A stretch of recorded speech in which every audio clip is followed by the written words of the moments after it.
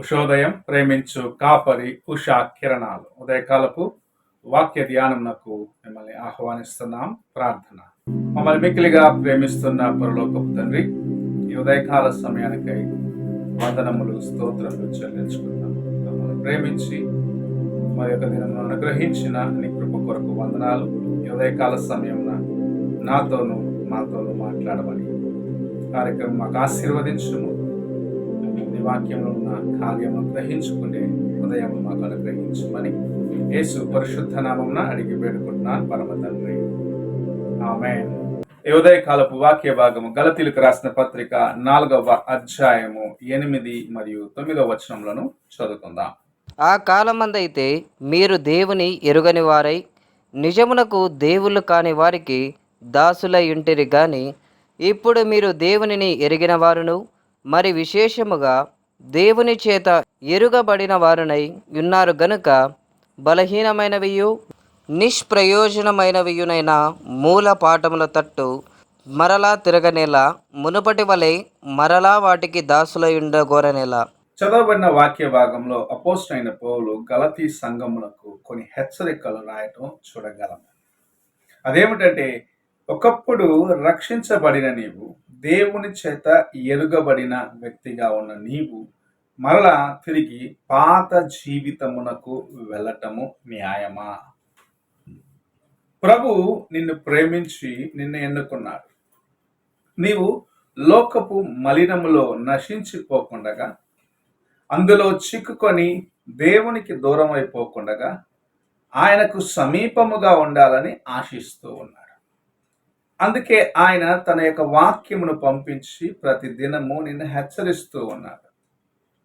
ఈ దినములలో మనకు అనేక రీతిలుగా దేవుని యొక్క వాక్యము బోధించబడుచున్నది. ఆయన యొక్క సువార్త మనల్ని ప్రతి దినము ఏదో ఒక రీతిగా ఫోన్లో, వాట్సాప్లో, యూట్యూబ్లో, కొన్నిసార్లు షేర్ చేసిన మెసేజెస్లో, టీవీలో అనేక రీతులుగా దేవుని యొక్క వాక్యము మనకు అందించబడుతుంది. ఇది ఎందుకంటే నీవు నేను దేవుని యొక్క మార్గములో నుండి వైదొలగకుండా ఆయనతో పాటు ముందుకు వెళ్ళాలని ప్రభు ఆశిస్తున్నాడు. ఆయన ప్రేమను కలిగిన జీవితమును నీవు నేను కలిగి ఉండాలని ప్రభు ఆశిస్తున్నాడు.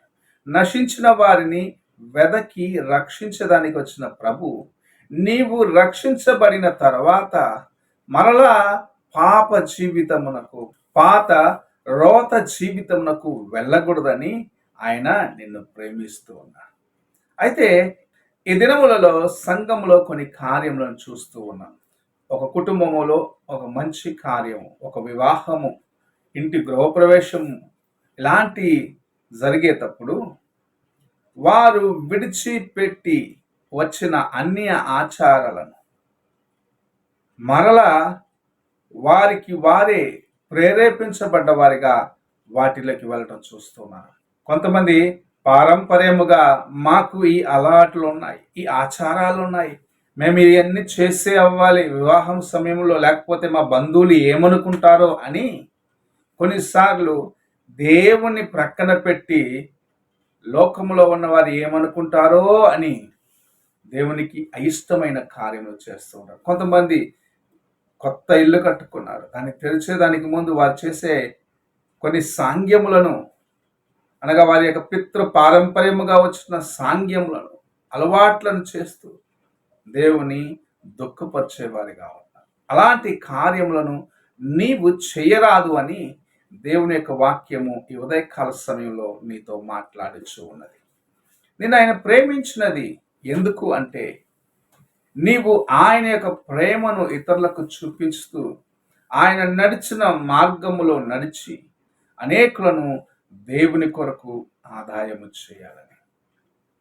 ఈ ఉదయకాలమున ఏ ఆచారము నిన్ను దేవునికి దూరము చేస్తుంది, ఏది నీకు దేవునికి మధ్యలో ఆటంకముగా నిలబడి ఉన్నది, ఏది విడిచిపెట్టుకుని లేకుండా మరలా పాప జీవితము నీలో లేకపోయిన పాత ఆచారపు జీవితము ద్వారా దేవుని దుఃఖపరుస్తున్నావేమో అని నిన్ను నీవు పరీక్షించుకునే సమయం.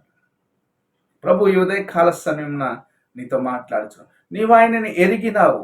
నీవు ఆయనని ఎరుగుటను బట్టి ఆయన నిన్ను ఎరిగి ఉన్నాడు. అనగా నీవు రక్షించబడిన దాన్ని బట్టి ప్రభు నిన్ను ఎరిగి ఉన్నాడు. అయితే నీవు పాత ఆచారములకు, లోక కార్యములకు, లోకానుసారమైన వాటికి లోబడి ఆయనను దుఃఖపరుస్తున్నావేమో అని ఒక్కసారి నిన్ను నీవు ప్రశ్నించుకునే సమయం ఇది. ప్రభు నిన్ను ఎంతగా ప్రేమించినాడు. ఈ లోకములో ఉన్నవారు నిన్ను నిర్లక్ష్యపరిచినప్పుడు తాను నిన్ను ప్రేమించి తన యొక్క రక్తమును కార్చి నీకు విమోచన ఇచ్చి తన కృపలో నిన్ను భద్రపరుచుకున్నాడనేది ఎన్నడూ మర్చిపోడు. ఆయన తన ప్రేమ చేత నిన్ను కొన్నాడు.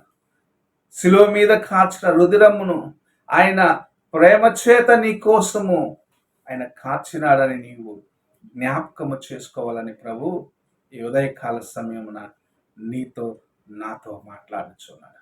నీవు ఆయన ప్రేమను ఎరిగిన నీవు, ఆయన ద్వారా ఎరుగబడిన నీవు మరలా పాప జీవితమునకు లేకపోతే పాత రోత జీవితమునకు మార్గముగా ఉన్న కార్యములు ఇంకా ఏమైనా నీలో ఉన్నావేమో అని పరీక్షించుకొని సరి చేసుకొని దేవుని కొరకు నిలబడి ప్రార్థన చేసుకున్నాం. మమ్మల్ని మిక్కిలిగా ప్రేమిస్తున్న పరలోకపు తండ్రి, ఉదయ కాలమున మీరు మాకు అనుగ్రహించిన నీ వాక్యమును బట్టి స్తోత్రములు చెల్లించుకుంటున్నాం.